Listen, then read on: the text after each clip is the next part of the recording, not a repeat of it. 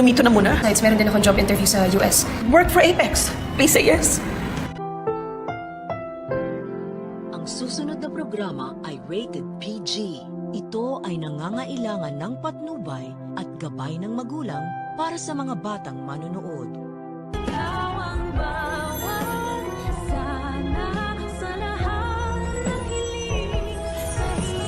Kabanding po namin dun sa Apex dati. Gusto mo bang bumalik?